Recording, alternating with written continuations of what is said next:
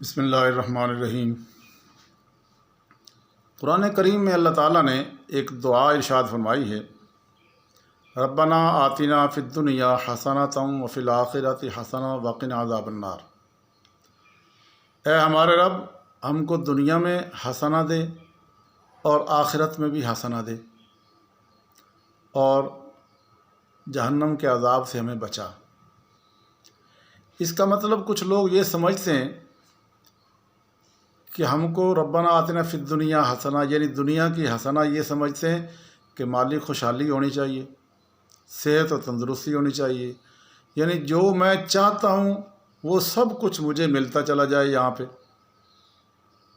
اور پھر مرنے کے بعد بھی میں سیدھا جنت میں چلا جاؤں، یہ ہے میری حسنہ۔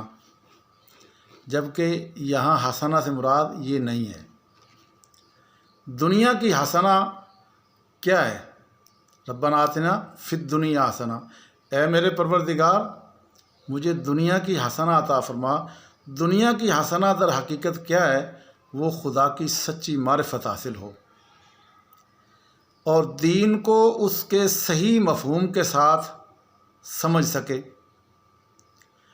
اور رسول اللہ صلی اللہ علیہ وسلم کو اپنا غیر مشروط رہنما مانے، اور صحابہ کرام رضوان اللہ علیہم اجمعین کی زندگی کی صورت میں جو معیاری دینی نمونہ قائم کیا گیا، میں اس دینی نمونے پہ قائم رہتے ہوئے اور وہ دینی نمونہ بھی اپنی رضا اور رغبت کے ساتھ، شوق اور محبت کے ساتھ میں اس کو پوری طرح قبول کروں اور اس کے مطابق اپنے آپ کو ڈھالوں۔ اور اس میں یہ بھی شامل ہے کہ خدا اس کو ہر قسم کی ذہنی برائیوں سے بچائے۔ یہ ذہنی برائیاں ہر بندہ ہی جانتا ہے، لیکن اس میں کچھ ذہنی برائیاں وہ بھی ہیں جو دینی تعبیرات کے اندر اختیار کی جاتی ہیں۔ تو دین کی غلط تعبیرات جو ہیں ان سے بچتے ہوئے دین کے اس صحیح مفہوم پر چلنا جو اللہ اور اس کے رسول کے نزدیک ہے، اس کو اختیار کرنا۔ اسی طرح وہ اس گمراہی سے محفوظ رہے کہ ذاتی اناد، ذاتی خواہشیں اور ذاتی رجحانات یا کسی کے ساتھ مخالفت، تعصب، ان چیزوں کی وجہ سے یہ چیزیں مجھے دین کی شاہراہ سے ہٹا دیں تو سمجھو میں نے حسنہ چھوڑ دیا۔ یہ ساری چیزیں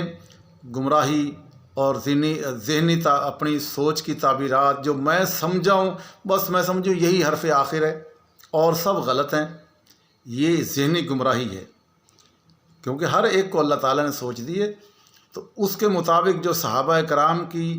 یا صحیح سچے علماء کی تعبیرات ہیں میں ان پہ چلوں، اس دنیا میں وہ سرکشی نہ کرے اور ہر لمحہ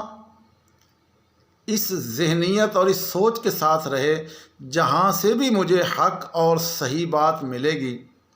میں اس کو قبول کر لوں گا۔ دین کے نام پر بے دینی کو اختیار نہیں کرنا، یہ بھی دنیا کی حسنہ ہے۔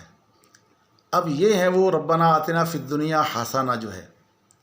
اور اس کے مقابلے میں وفی الآخرۃ حسنہ، اور آخرت کی حسنہ یہ ہے کہ میں جب اللہ کی بارگاہ میں پہنچوں تو اللہ تعالیٰ مجھ پہ خوش ہو جائے اور خوش ہو کے وہ مجھے جنت میں اپنے پڑوس میں داخل کر دے، میں جنت کے اندر رہ کے وہاں جو ہمیشہ والی زندگی ہے اس زندگی کو اختیار کروں۔ گویا جنت میں داخل ہو جانا اور قیامت کے دن کا منظر، میدان محشر کی گرمی، میدان حساب کتاب کی تنگی اور جو کچھ بھی حالات پیش آنے، ان سب سے اللہ تعالیٰ مجھے بچاتا ہوا جنت میں داخل کر دے، اور پھر سارے وقنا عذاب النار، یا اللہ مجھے جہنم کے عذاب سے بچا لے۔ یہ وہ ربنا آتنا فی الدنیا۔ اب اس میں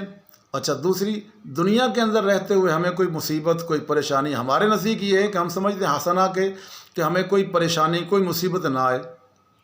جبکہ بہت ساری مصیبتیں بہت ساری پریشانیاں بھی حسنہ میں ہیں، کہ وہ پریشانی جو آپ کو خدا کے قریب کر دے، وہ مصیبت جو اللہ کے قریب کر دے، وہ دکھ جو آپ کو اللہ کے قریب کر دے، وہ حسنہ ہے۔ لہذا اس دعا کی تعبیر یوں کرنی ہے کہ ربنا اے اللہ، دنیا کے اندر مجھے ذہنی گمراہیوں سے بچا، مجھے اپنے نبی صلی اللہ علیہ وسلم کے بتائے ہوئے طریقے کے مطابق چلا، اور یہاں چلنے میں وہی بات ہے میں جو کہہ رہا ذہنی گمراہی اپنی سوچ کو نہیں، میں اللہ سے بار بار یہ درخواست کروں کہ اے اللہ مجھ پہ وہ صراط مستقیم جو تیرے نزدیک ہے، ایک ہے صراط مستقیم جو میں نے سمجھی ہوئی ہے، نہیں، وہ جو اللہ کے نزدیک ہے اس پہ چلا، یہ حسنہ اور دنیا کی آخرت کی حسنہ جنت میں داخل ہو جانا۔